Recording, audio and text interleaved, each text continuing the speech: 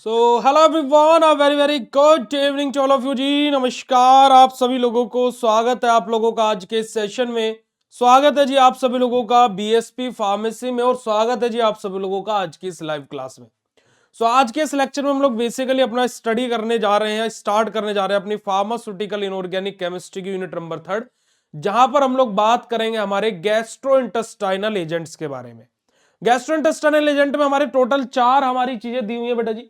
हमारे एक चीज हमारी क्या है बेटा जी, एक हमारा दिया हुआ एसिडिफायर, एक है हमारा एंटा एसिड, एक हमारा है कैथार्टिक्स, और एक हमारा है एंटी माइक्रोबियल। हम लोगों को इन चारों चीजों को हमारे चैप्टर के अंदर पढ़ना है। ठीक है जी। गुड इवनिंग बच्चा जी, राधे राधे, गुड इवनिंग, राधे राधे आप सभी लोगों को। अब अगर जो हम लोग बात करते हैं यहां पर हमारे गैस्ट्रोइंटेस्टाइनल एजेंट, जो हमारे जीआईटी एजेंट होते हैं ना, हमें किसके बारे में बात करनी है? जीआईटी एजेंट्स के बारे में। ये गैस्ट्रोइंटेस्टाइनल एजेंट हमारे होते क्या है ना? ये गैस्ट्रोइंटेस्टाइनल एजेंट हमारे क्या होते हैं, सबसे पहले तो ये जान लेते हैं। देखिएगा, गैस्ट्रोइंटेस्टाइनल एजेंट बेटा जी हमारे वो एजेंट्स होते हैं जो हमारे उपयोग किए जाते हो जीआईटी ट्रैक यानी कि गैस्ट्रोइंटेस्टाइनल ट्रैक में होने वाली डिसीज को ठीक करने के लिए, है ना? जो हमारा जीआईटी ट्रैक होता है, जीआईटी ट्रैक में होने वाली बीमारियों को ठीक करने के लिए जिन एजेंट्स का, जिन दवाइयों का हमारा उपयोग किया जाता है, उन्हीं को हम लोग गैस्ट्रोइंटेस्टाइनल एजेंट बोलते हैं। वो हमारे 4 तरीके के हमारे सिलेबस में दिए हुए हैं। हमारे एसिडिफायर है, हमारे एंटा एसिड है, हमारे कैथार्टिक्स और एंटी माइक्रोबियल है। एसिडिफायर यानी कि क्या? एसिड को फायर देने वाला, कि फायर है में, यानी कि मतलब क्या बेटा जी, कि जब हमारे स्टमक में एसिड का प्रोडक्शन डिक्रीज हो जाएगा तो उस कंडीशन में जिन एजेंट्स को उपयोग किया जाता है वो हमारे एसिडिफायर होते हैं। एंटा एसिड यानी कि एंटा मतलब एंटी और एसिड मतलब एसिड के, है ना, एसिड के विपरीत कार्य करने वाले, यानी कि जब हमारे स्टमक में एसिड का प्रोडक्शन नॉर्मल लेवल से बढ़ जाएगा तो उस स्थिति में जिन एजेंट्स को यूज किया जाएगा वो हमारे क्या होंगे बेटा जी? एंटा एसिड होंगे। एसिडिफायर हमारे एसिडिक इन नेचर होते हैं, और एंटा एसिड बेटा जी प्यारे बच्चों हमारे कैसे होते हैं? बेसिक इन नेचर होते हैं। बात करते हैं कैथार्टिक्स की। कैथार्टिक्स मतलब जब हमारा जो बेटा जी जीआईटी ट्रैक है वो साफ ना हो रहा हो, यानी कि जो हमारा स्टूल है, जो हमारी फीसिस है, जो हमारी पोटी है, वो बहुत ज्यादा हार्ड हो गई हो, वो स्टक हो गई हो, यानी कि हम बहुत ज्यादा प्रेशर लगा रहे हैं फिर भी नहीं आ रही है ना? तो उसको, उस कंडीशन में हमारे किसका उपयोग किया जाता है बेटा जी? कैथार्टिक्स का उपयोग किया जाता है। ये क्या करते हैं बेटा जी? हमारा बेसिकली जो स्टूल है, जो फीसिस है, उसको क्या कर देते हैं, जो हार्ड हो गया उसको सॉफ्ट करके हमारी बॉडी से एक्सक्रीट आउट करा देते हैं। ठीक है जी। वहीं पर हमारे आते हैं एंटी माइक्रोबियल्स, यानी कि जो बैक्टीरिया वायरस हैं इनके कारणवश जो इंफेक्शन कोज हो गया है तो उसके अगेंस्ट में जो एजेंट्स काम करते हैं वो हमारे क्या होते हैं बेटा जी? एंटी माइक्रोबियल्स होते हैं। तो अगर जो आप लोगों को इतना आइडिया हो गया हो कि हमें unit number 3 of pharmaceutical inorganic chemistry के अंदर हमें क्या क्या अपना पढ़ना है, तो चैट सेशन में कंफर्मेशन दे दीजिएगा। आगे मूव करते हैं बेटा जी, और आगे बात करते हैं हमारे बेसिक इंट्रोडक्शन के बारे में। ठीक है जी। अगर जो हम लोग बेसिक इंट्रोडक्शन के बारे में बात करें कि बेसिक इंट्रोडक्शन हमारा क्या होता है, तो देखिएगा, गैस्ट्रोइंटेस्टाइनल ट्रैक यानी कि जीआईटी जो अपना ट्रैक होता है is one of the important body system comparison to many organs. हमारे कि हमारा जो जीआईटी ट्रैक होता है बेटा जी हमारा क्या, एक इंपोर्टेंट हमारी बॉडी का सिस्टम होता है अगर जो हम अदर ऑर्गन से कंपैरिजन करें। पर लेकिन ऐसा नहीं है। देखिए बहुत ही फुद्दू, बहुत ही फेक लाइन है ये, है ना, बहुत ही फेक लाइन है ये। क्योंकि देखो हम किसी भी सिस्टम को पढ़े, हम अभी देखो हमारे यहां पर देखो जीआईटी ट्रैक यानी कि हम लोग डाइजेस्टिव सिस्टम के बारे में बात कर रहे हैं, है ना जी। वहीं पर अगर जो हम नर्वस सिस्टम पढ़ेंगे क्या वो इंपॉर्टेंट नहीं है? क्या हमारा कार्डियोवास्कुलर सिस्टम इंपॉर्टेंट नहीं है? क्या हमारा स्केलेटन सिस्टम इंपॉर्टेंट नहीं है? बताइएगा, क्या हमारा लिम्फेथेटिक सिस्टम इंपॉर्टेंट नहीं है? क्या हमारा रिप्रोडक्टिव सिस्टम इंपॉर्टेंट नहीं है? हम जिस भी सिस्टम को पढ़ते हैं उसको यही बोल देते हैं this is one of the most important system of our body. भाई हर एक सिस्टम इंपॉर्टेंट है ना, हमारी बॉडी का हर एक अंग, हर एक चीज महत्वपूर्ण है। समझ में आई बेटा जी बात? अब जो हमारा जो डाइजेस्टिव सिस्टम होता है उसमें हमारी किन किन चीजों का इंक्लूड रहती है, जैसे कि हमारी ओरल कैविटी, जैसे कि हमारा माउथ हो जाएगा, हमारा ईसोफेगस हो जाएगा बेटा जी, हमारा स्टमक हो जाएगा, स्मॉल इंटेस्टाइन है ना, जहां पर हमारा डिओडिनम, जाइजोनम और इलियम आ जाएगा, और लार्ज इंटेस्टाइन जहां पर हमारा बेटा जी हमारा क्या है, सरकम, हमारा कोलोन और हमारा रेक्टम आ जाएगा, और हमारा एनस हो जाएगा। ठीक है जी, यानी कि देखो हमारा क्या है बेटा जी, mouth, oesophagus, stomach, small intestine, large intestine और हमारा एनस, जिससे हमारा क्या है बेटा जी, स्टूल, फीसिस हमारी बॉडी से बाहर आ जाएंगे। ठीक है जी, चलिएगा। अब बात की जाए कि ऐसा, अब डाइजेस्टिव सिस्टम में ये तो वो ऑर्गन्स हैं जो सामने से दिख रहे हैं भाई, ईसोफेगस है, स्टमक है ना, स्मॉल इंटेस्टाइन है, लार्ज इंटेस्टाइन है, एनस है। बट हमारे कुछ ऐसे भी हमारे क्या होते हैं, एसेसरी हमारे ऑर्गन्स रहते हैं जो बैक एंड से काम करते हैं, जो बैक एंड से कंट्रीब्यूट करते हैं। जैसे कि हमारा सलाइवरी ग्लैंड, भाई जब हम खाना खाते हैं हमारा थूक, हमारी राल जो है वो बाहर निकलती है, नहीं निकलती है? जब खाना खाते हो वो निकलती है भाई ऑब्वियसली। उसके अलावा हमारा पेनक्रियाज भाई, है ना, हमारा गोल ब्लैडर, हमारा लीवर, ये सब हमारे क्या है, ऐसे एसेसरी ऑर्गन्स है जो बैक एंड से काम करते हैं। जैसा भी मैं यहां पर आपके बात बताऊं, देखो अभी आपको क्या दिख रहा होगा, मेरा माइक दिख रहा है ना, मैं दिख रहा हूं, आपको ये बोर्ड दिख रहा है, ये पेन दिख रहा है, ये पीपीटी दिख रही है, ये क्या है, ये वो सारी चीजें हैं जो आपको दिखाई दे रही हैं। ठीक है जी, ये मतलब कि समझिए ये वाली चीजें हैं सब कि जो हमें दिखाई दे रही हैं। अब बैक एंड से बहुत सारी चीजें काम कर रही हैं भाई, कि लाइटिंग है, आपको नहीं दिख रही पर लाइट है भाई, है ना, कैमरा है, सिस्टम है, मोबाइल फोन है ना जी, कैमरे की केबल्स हैं इतनी सारी, तो भाई वो सारी की सारी चीजें क्या है, बैक एंड से काम करने वाली है। लाइक दिस, काम तो भाई वो भी कर रही है ना, पर बैक एंड से काम कर रही है। समझ में आई बेटा जी बात? तो यही चीज हमारी होती है। चलिएगा जी, अब यहां पर अगर जो हम लोग बात करें प्यारे बच्चों, तो यहां पर हमारा क्या हो जाता है, यहां पर हमारा आ जाता है सबसे पहला हमारा क्या आता है बेटा जी, हमारे एसिडिफाइंग एजेंट्स हमारे आ जाते हैं। क्या आ जाते हैं बेटा जी, हमारे एसिडिफाइंग एजेंट्स हमारे यहां पर आ जाते हैं। परंतु यहां तक की कक्षा जिस जिस बच्चे को समझ में आई हो, एक बार फटाक से चैट सेशन में कंफर्मेशन दे देगा भाई। ठीक है जी, फिर उसके बाद में हम लोग आगे की तरफ मूव करेंगे। जल्दी से फटाक से एक बार चैट सेशन में कंफर्मेशन दे दीजिएगा, अगर जो इतनी बात आप सभी लोगों को क्लियर हो गई हो, फटाफट चैट सेशन में कंफर्मेशन दे दीजिएगा जी। चलिएगा, देखिएगा एसिडिफाइंग एजेंट के बारे में हम लोग बात करेंगे कि एसिडिफाइंग एजेंट हमारे क्या होते हैं।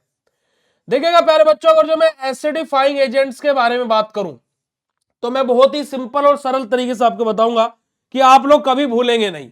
देखिएगा एसिडिफाइंग एजेंट हमारे वो एजेंट्स बेटा जी, क्या बेटा जी, हमारे वो एजेंट्स जिनको हमारा उपयोग किया जाता है जब हमारा स्टमक में HCl का प्रोडक्शन डिक्रीज हो गया हो। ठीक है जी, पहली बात, जब HCl का प्रोडक्शन बॉडी में हमारे स्टमक में डिक्रीज हो जाता है, उस कंडीशन को क्या बोलते हैं बेटा जी, हमारा हाइपोक्लोरोहाइड्रिया। ठीक है जी, या फिर इसको हम क्या बोलते हैं बेटा जी, हमारा एक्लोरोहाइड्रिया।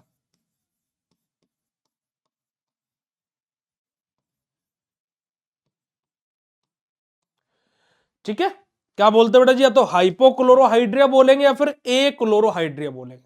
चलिएगा जी, है ना। और हमारे जो एसिडिफाइंग एजेंट होते हैं कैसे नेचर के होते हैं बेटा जी, हमारे एसिडिक नेचर के होते हैं। कैसे नेचर के होते हैं बेटा जी, एसिडिक नेचर। ठीक है जी, चलिए तो देखिएगा, the process of gastric acid secretion occurs at the level of the हमारा parental cells of the parietal, माफ कीजिए, पैराइटल सेल्स ऑफ द हमारा oxyntic gland in the gastric mucosa of stomach through the stimulation of any of these 3 receptor. अब क्या होगा बेटा जी, कि हमारा सिंपल सा क्या होगा कि हमारे इन 3 रिसेप्टर पर जाकर के हमारी एसिडिफाइंग एजेंट काम करेंगे। एक तो हमारा मस्करिनिक यानी कि M1 रिसेप्टर, दूसरा हमारा बेटा जी हमारा गैस्ट्रिन रिसेप्टर, और तीसरा हमारा बेटा जी हिस्टामिन यानी कि H2 रिसेप्टर। ठीक है जी, यहां से हमारा क्या होगा बेटा जी, producing 2 to 3 litre of the gastric juice per day. हमारा क्या करेंगे बेटा जी, हमारा ये इन तीनों रिसेप्टर पर काम करके हमारा जो नॉर्मली 2 से 3 लीटर हमारा गैस्ट्रिक जूस बनता है एक दिन में पर डे, वो हमारा यहां से बनेगा। और यही हमारा क्या होता है बेटा जी, हमारा सिंपल सा काम होता है हमारा किसका बेटा जी, हमारे एसिडिफाइंग एजेंट का। ठीक है जी, ये हमारा क्या होता है बेटा जी, सिंपल सा कार्य होता है हमारा किसका बेटा जी, हमारे एसिडिफाइंग एजेंट्स का। चलेगा जी, बात करते देखिएगा यहां पर हमारे एसिडिफाइंग एजेंट के, एक सेकंड बेटा जी। अब देखिएगा अगर जो हम लोग बात करते हैं कि जो हमारा एसिड है ना, acid secretion is a physiologically important process of stomach. भाई एसिड का सिक्रेशन कराना एक इंपोर्टेंट रोल होता है स्टमक का। भाई बिल्कुल सही बात है, तो क्योंकि अगर जो एसिड का सिक्रेशन होगा नहीं तो फूड का डाइजेशन कैसे होगा भाई, और फूड का डाइजेशन नहीं होगा तो फिर भाई क्या, फिर दिक्कत होगी, फिर दिक्कत होगी ना। तो वही चीज यहां पर देखिएगा कि gastric acid includes activation pepsinogen, converting it into the pepsin, है ना, हमारा proteolytic enzyme. This enzyme is formed at the acidic pH and is responsible to initiate digestion process. अब क्या बात बोलेगी बेटा जी, बोलोगे भैया बहुत तगड़ी इंग्लिश है, हमारी नहीं समझ में आई। अब देखो, अब आपको ये लाइन समझ में नहीं आई होगी, पर अभी जब मैं आपको बताऊंगा तो बता देना कि भैया समझ में तो आ गई है। तो चलो देखिएगा, देखो हमारा यहां पर बात हुई बेटा जी हमारे प्रोटोलाइटिक एंजाइम के बारे में। इस एंजाइम को याद रखिएगा, क्या बेटा जी, हमारा प्रोटोलाइटिक एंजाइम। अब ये प्रोटोलाइटिक एंजाइम क्या करता है हमारा बेटा जी, ये प्रोटोलाइटिक एंजाइम हमारा जो पेप्सिन होता है, माफ कीजिएगा, जो पेप्सिनोजिन होता है ना, जो हमारा क्या होता है बेटा जी, पेप्सिनोजिन होता है, उसको किस में कन्वर्ट कराता है बेटा जी, पेप्सिन में कन्वर्ट कराता है। यानी कि अगर जो प्रोटोलाइटिक एंजाइम नहीं होगा तो पेप्सिनोजिन पेप्सिन में कन्वर्ट नहीं होगा। पहली बात समझ में आई बात, इतनी बात क्लियर है कि प्रोटोलाइटिक एंजाइम वो एंजाइम है जो पेप्सिनोजिन को पेप्सिन में कन्वर्ट कराता है। और जब हमारा पेप्सिनोजिन पेप्सिन में कन्वर्ट होगा तो ही हमारा क्या होगा बेटा जी, फूड का डाइजेशन होगा। तो ये हमारा क्या होगा बेटा जी, हमारा फूड का डाइजेशन होगा। ठीक है जी, पेप्सिनोजिन को पेप्सिन में कन्वर्ट कराने में कौन सहायता कर रहा है, क्या बेटा हमारा प्रोलाइटिक एंजाइम। ठीक है, हमारा क्या बेटा हमारा प्रोटोलाइटिक एंजाइम, प्रोटोलाइटिक एंजाइम। ठीक है, समझ में आई बात।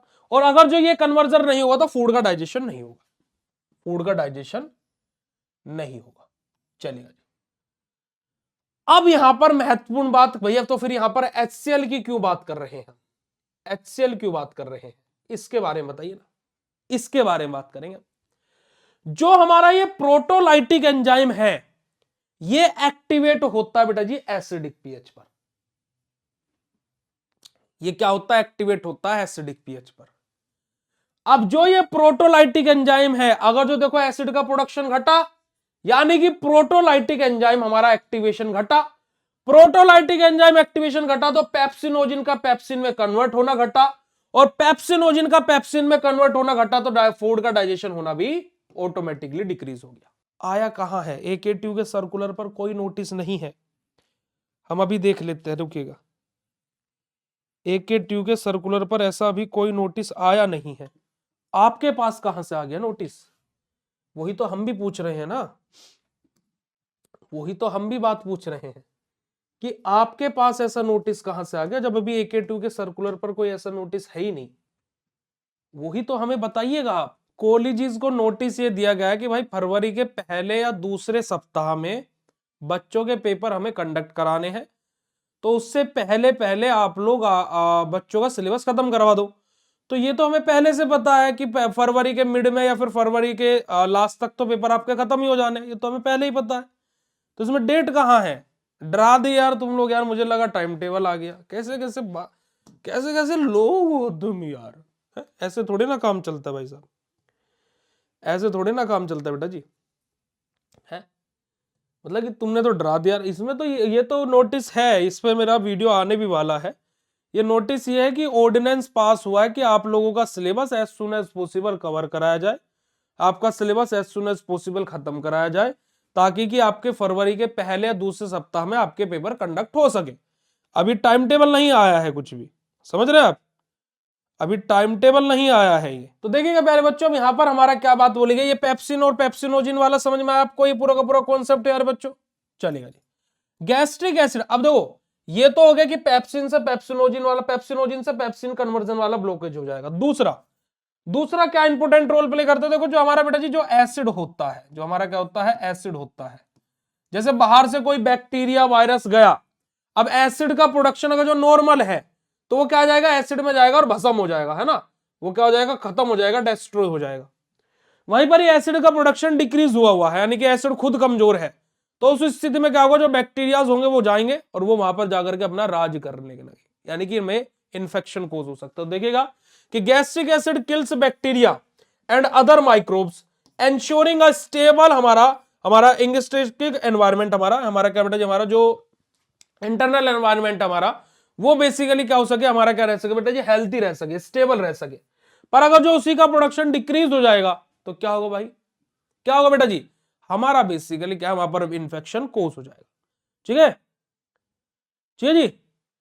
आगे बात करते हैं कि gastric acid softens the fibrous food and convert it into the form of stable for digestion. हमारा अब क्या है बेटा जी, जो हमारा गैस्ट्रिक एसिड क्या करता है बेटा जी, जो हमारा फाइब्रस फूड है उसको भी क्या करता है, सॉफ्ट करता है, और उसको क्या बेटा जी, डाइजेस्ट कराने में हेल्पफुल रहता है।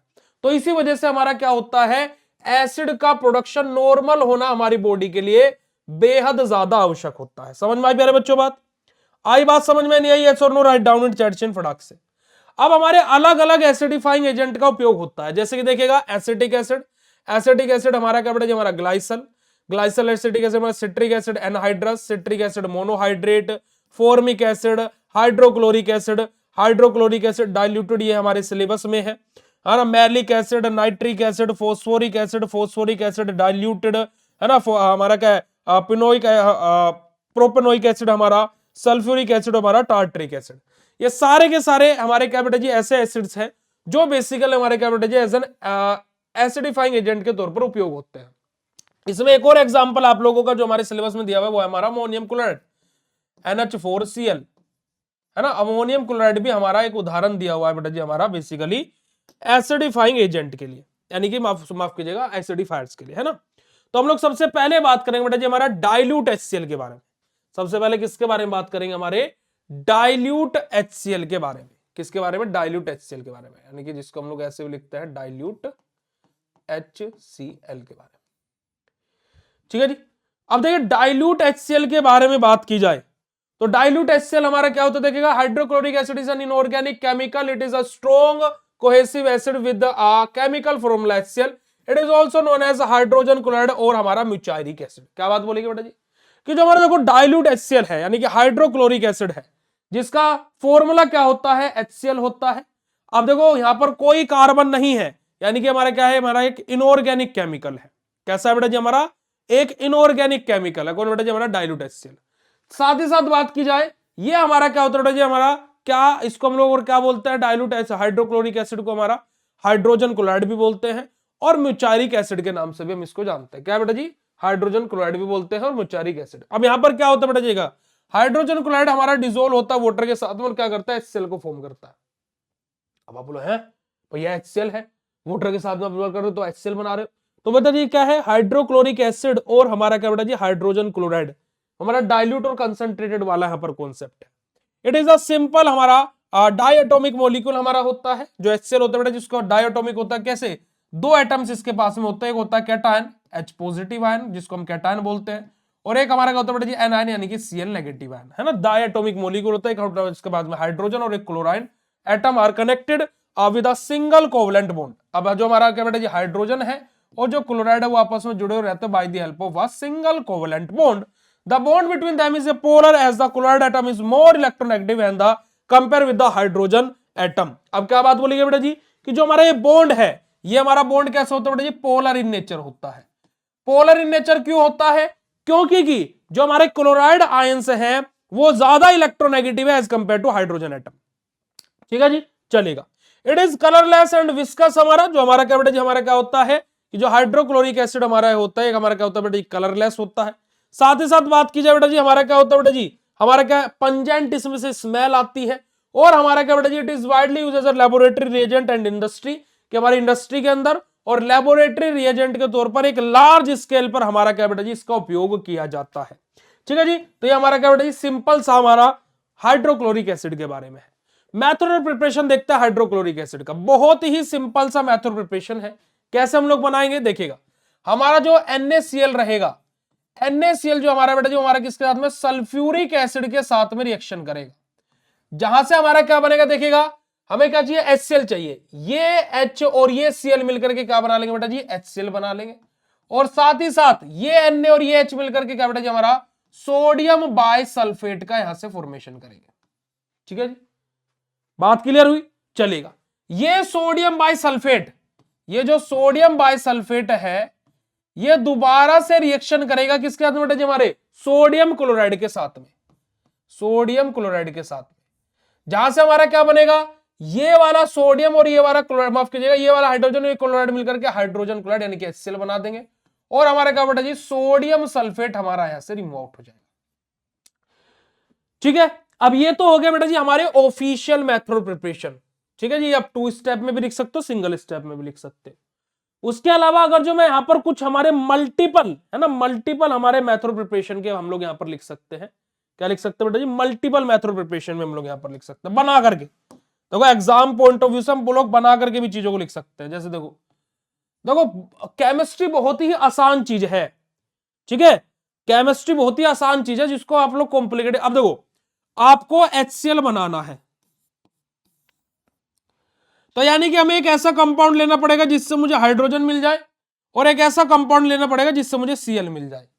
ठीक है, अब सोचो Cl कहां पर मिलेगा, मैं NaCl को पकड़ लेता हूं, NaCl से मुझे Cl मिल जाएगा। हाइड्रोजन जब भी जरूरत पड़े पानी को बुला लो, वाटर में ले लिया। अब देखो बेटा जी कमाल देखना, अब देखो रिएक्शन याद करने की जरूरत पड़ेगा मुझे बता देना तुम आज।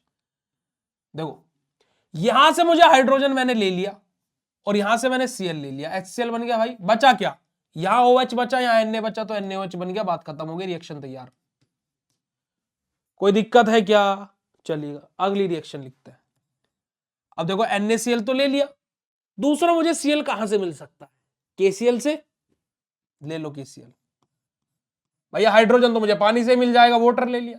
चलो देखो यहां से मैंने हाइड्रोजन लिया, यहां से Cl लिया तो HCl बन गया, ये K बचा और यहां OH बचा तो पोटेशियम हाइड्रोक्साइड KOH बाहर आ गया।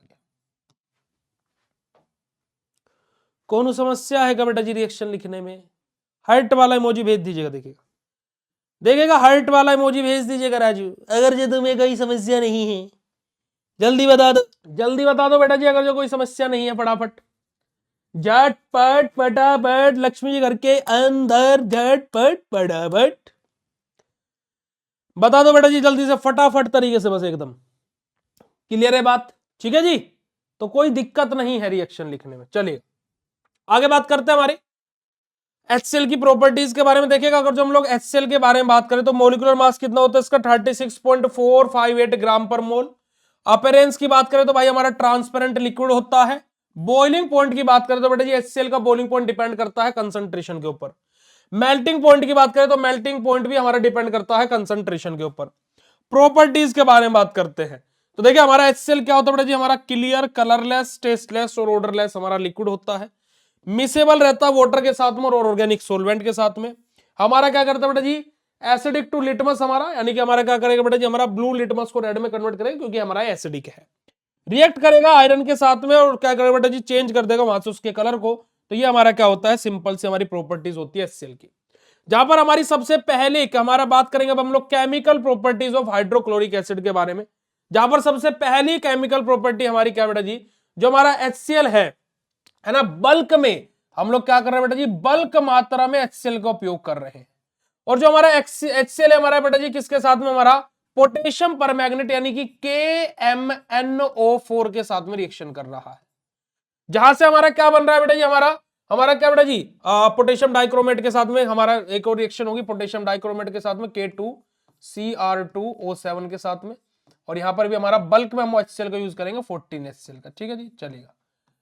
देखो ऐसे सबसे पहले बनेगा क्या, यहां पर हमारा क्या होगा बेटा जी, हमारा देखो कहां गया, हाँ 2 पोटेशियम है और 2 Cl बना करके हम क्या बना देंगे, 2 KCl बाहर निकालो, 2 KCl बाहर निकाल दो, पहले निकल गया 2 KCl बाहर भाई, तो पोटेशियम हमारा खत्म हो गया। अब MnO4 बचा, तो मैं क्या करता हूं, 2 Mn ले लेता हूं और इसके साथ में Cl2 को पूछा देता हूं। देखो MnCl2 बनता है और इसके 2 मॉलिक्यूल, तो Mn भी चला गया, बचा क्या भाई, देखो बचे कुचे को अब जोड़ दो, देखो क्या बचा बेटा जी, K चला गया पूरा, Mn चला गया पूरा, चला गया। 4 दूनी 8 ऑक्सीजन बचे हैं मेरे पास में, 8 ऑक्सीजन बचे भाई, और 16 हाइड्रोजन है, तो क्या मैं 8H2O बाहर निकाल सकता हूं क्या भाई, देखो मेरे पास में 8 ऑक्सीजन और 16 हाइड्रोजन है, तो मैंने 8H2 बाहर निकाल दिया। बचा क्या, देखो 2 Cl यहां गए, 4 Cl आ गए, तो 2 और 4 6 हो गए, बचे कितने, 10 Cl बचे, तो मैं 5Cl2 को अपना यहां पर निकाल देता हूं। और ये हमारे क्या होते हैं बेटा जी, रिएक्शन होती है हमारी HCl की, किसके साथ में, हमारा पोटेशियम परमैंगनेट के साथ में। क्लियर है प्यारे बच्चों बात, क्लियर है जी बात। चलिएगा आगे बात करते हैं हमारा पोटेशियम डाइक्रोमेट के साथ में। अब देखो पोटेशियम डाइक्रोमेट है तो K2 है, हम लोग क्या करेंगे, हमारा Cl बाहर निकाल देंगे। K2 है हमारा बेटा जी, Cl बाहर निकाल देंगे, तो मैं क्या, मेरे यहां से क्या बनेगा बेटा जी, हमारा क्या बनेगा, 2KCl अपना बनेगा। ठीक है जी। उसके साथ में हमारा क्या बनेगा बेटा जी, हमारा देखिएगा, अब Cr के 2 मॉलिक्यूल्स हैं, क्या है यहां पर बेटा जी, ये 2 मत लिखिएगा, ठीक है जी, ये 2 मत लिखिएगा यहां पर। अब Cr के हमारे 2 मॉलिक्यूल्स है भाई, कितने हैं बेटा जी, 2 मॉलिक्यूल्स। अब एक Cr को वैलेंसी बैलेंस करने के लिए हमारे क्या बेटा जी, 3 Cl चाहिए, तो Cl3 हमारा आ जाएगा। अब 2 मॉलिक्यूल है तो यहां पर 2 आ जाएगा। चलो देखिएगा जरा, मेरे पास में 7 ऑक्सीजन है बेटा जी, 7 ऑक्सीजन और 14 हाइड्रोजन है, तो 7H2 बाहर आ गया भाई। अब बच्चे कुछ Cl बाहर निकाल दो, देखो 2 Cl यहां गए, 6 Cl आ गए, तो 2 और 6 कितना हो गया बेटा जी, 8 बच्चे, कितने बेटा जी मेरे पास में, 14 में से 8 गए, कितने बचे, 6 बचे, तो 3Cl2 मेरा बाहर आ जाएगा। 3Cl2 बेटा जी मेरा बाहर आ जाएगा। ये हमारी क्या होती है बेटा जी, सिंपल सी रिएक्शन होती है HCl की, किसके साथ में बेटा जी, हमारे पोटेशियम परमैंगनेट के साथ में और पोटेशियम डाइक्रोमेट के साथ में। उसी के साथ साथ हमारी फर्दर यहां पर रिएक्शंस आ जाती हैं, जैसे कि हमारा क्या बेटा जी, जो हमारा क्या है, सोडियम कार्बोनेट के साथ में हमारा रिएक्शन करेगा कौन बेटा जी, हमारा HCl। अब 2 सोडियम है तो 2 HCl के मॉलिक्यूल मैं यहां पर लूंगा, यहां से मेरा बनेगा क्या, देखो 2NaCl मेरा बाहर आ जाएगा, 2NaCl मेरा बाहर आ जाएगा, 2 हाइड्रोजन बचे और 1 ऑक्सीजन में यहां से ले लूंगा, तो H2O बाहर आ जाएगा, और CO2 मेरा वेपोराइज हो जाएगा, CO2 बाहर निकल जाएगा। ठीक है जी। अगली रिएक्शन मेरी क्या बेटा जी, सोडियम बाय कार्बोनेट के साथ में हो रही है, NaHCO3 के साथ में। अब देखो एक Na तो मैं HCl भी एक ही मॉलिक्यूल लूंगा, यहां से मेरा क्या बनेगा, देखो एक Na और एक Cl मिलकर क्या बना लेंगे बेटा जी, मेरा NaCl बना लेंगे, और साथ ही साथ मेरा क्या होगा, देखो ये CO3 है, यहां से एक ऑक्सीजन, ये हाइड्रोजन मिलकर के H2O बना देंगे, और CO2 मेरा बाहर आ जाएगा। ठीक है मेरे बच्चों, ऐसे हमारी अगली रिएक्शन होगी सोडियम सल्फेट के साथ में, किसके साथ में, सोडियम सल्फेट यानी कि Na2SO4 के साथ में। ठीक है जी, हमारा यहां पर देखो 2 Na है, तो हमारा क्या बेटा जी 2HCl हम लोग अपना लेंगे, यहां से हमारा क्या बनेगा, देखो 2 Cl और 2 Na मिलकर के 2NaCl बना लेंगे, 2 हाइड्रोजन और 1 ऑक्सीजन मिलकर के बेटा जी हमारा क्या है बेटा जी, माफ कीजिएगा SO3, और हमारा क्या है H2 हमारा यहां से बाहर आ जाएगा। ये हमारा क्या होता है बेटा जी, सिंपल से हमारी रिएक्शंस होती हैं जो हमने यहां पर आपको बताई, आप लोगों को रिएक्शन से बिल्कुल क्लियर भी हो गई होगी। चलिएगा आगे बात करते हैं केमिकल प्रॉपर्टीज के बारे में। HCl का स्टमक के लिए हमारा एनरोलमेंट, जो कि हम लोगों के लिए इतना ज्यादा इंपोर्टेंट नहीं है। बात करते हैं हमारे HCl के यूजेस के बारे में, है ना। हाँ, बात करते हैं बेटा जी HCl यानी कि हाइड्रोक्लोरिक एसिड के हम लोग किसके बारे में बेटा जी, यूजेस के बारे में। What are the uses of hydrochloric acid, यानी कि HCl के हमारे यूजेस क्या क्या होते हैं। तो देखिएगा हमारा HCl को हम लोग यूज करते हैं क्लोराइड के प्रोडक्शन के लिए, जैसे कि हम लोगों ने करा था। एक जगह हमारा क्या बना था बेटा जी, हमारा 6Cl2 बना था, है ना, माफ कीजिएगा 5Cl2 बना था, और एक जगह हमारा क्या बना था बेटा 3Cl2 बना था। तो क्लोराइड के फॉर्मेशन के लिए हम लोग क्या बेटा जी HCl का उपयोग करते हैं। रबर इंडस्ट्रीज में हम HCl का उपयोग करते हैं। फर्टिलाइजर्स के अंदर हम लोग हमारे फर्टिलाइजर्स के प्रोडक्शन के लिए हम लोग HCl का उपयोग करते हैं। टेक्सटाइल इंडस्ट्रीज में HCl का उपयोग होता है। डाई की मैन्युफैक्चरिंग में HCl का उपयोग होता है। मेटल की रिफाइनिंग के लिए हम लोग HCl का उपयोग करते हैं। ऑर्गेनिक कंपाउंड जैसे कि पीवीसी हमारा, इनके फॉर्मेशन के लिए हम लोग HCl का उपयोग करते हैं। Use regulatory the pH of the solution, कि किसी भी पीएच सॉल्यूशन के पीएच को रेगुलेट करने के लिए हमारे HCl का उपयोग किया जाता है। वहीं पर हमारा एसिडिफाइंग एजेंट के तौर पर यूज करते हैं। ए क्लोरो या फिर हाइप्रोक्लोरोहाइड्रिया की कंडीशन में यूज करते हैं। और हमारा आयरन थेरेपी में, अनीमिया विद आयरन थेरेपी, वहां पर हमारा HCl का उपयोग होता है। यहां पर अगर जो मैं बात करता हूं तो मैंने आप लोगों के सामने 12 यूज बताए HCl के, और आप कोई 5 भी याद रख लेंगे तो मोर देन सफिशिएंट है। और भाई इन दोनों को तो जरूर से जरूर याद रखना, और यही आप लोगों को क्या होता है बेटा जी, कंप्लीट हो जाता है HCl। और यही आप लोगों को क्या हो जाता है बेटा जी, कंप्लीट हो जाता है आपका क्या, आपका